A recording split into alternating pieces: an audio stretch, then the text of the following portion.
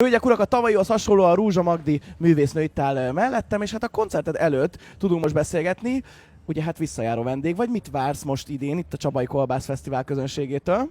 Tavaly nagyon-nagyon jól sikerült, és mindig jó a hangulat, úgyhogy én bízom benne, hogy most is ez lesz. Remélem, hogy énekel majd mindenki, meg egy kicsit így ki akarja tombolni majd a feszkót, ami szerintem mindannyiunkban van már így az ősz eleje, közepe fele.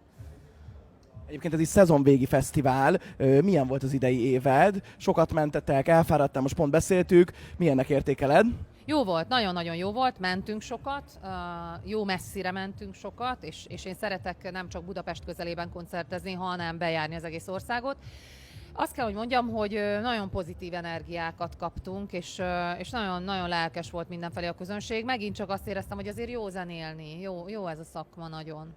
Képzeld el, hogy föltehettek neked kérdéseket, és amelyik kérdés a legtöbb lájkot kapta, azt kell feltennem neked itt élőbe, és képzeld el, hogy az a kérdés érkezett hozzád, hogy melyik volt a legemlékezetesebb koncerted. Itt nyilván gondolhatunk sajátra, de nyilván olyanra is, hogyha mondjuk elmentél valakinek, vagy valakiknek a koncertjére. Az idén? Akár az idén, most legyen, akkor szűkítsük idénre, igen. Vagy úgy életedbe unblock. A legemlékezetesebb koncert? És hogy miért igazándiból? Hol volt ez, és miért?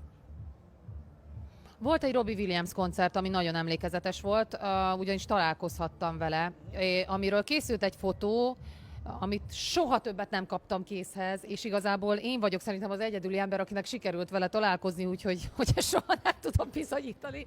De a lényeg, hogy Hova tűrhetett az, vagy elnyelte a föld, vagy? elnyelte a föld, de nem is ez a lényeg, hanem hogy ez egy nagyon-nagyon jó koncert volt, és hogy már akkor azt éreztem, pedig akkor még sokkal gyerekebb voltam, hogy az a pasi a világ egyik legjobb frontembere, és aztán eltelt nagyon-nagyon sok év, és rájöttem arra, hogy és tényleg, tehát hogy ő még mindig azért az, tehát hogy amikor az egyik frontember a másikat úgy lesi, hogy mi is az ő titka, vagy hogy válhatnál olyan, és így rájössz arra, hogy ez az ember tényleg erre született. Tehát, hogy ezt nem lehet kigyakorolni, ezt nem lehet lelopni, tehát ő, és ez különbözteti meg szerintem a nagyon nagy frontembereket az egyébként csak vezető énekesektől, hogy egyszerűen van, aki tényleg a showra született, és arra, hogy bármennyi embert így megfog egy másodpercben, és viszi magával egy koncerten keresztül, és pörgeti, hogy akarja. És nekem ez azért volt nagyon-nagyon fontos, mert néztem őt, és rájöttem arra, hogy teljesen szabad a színpadon. Tehát ő.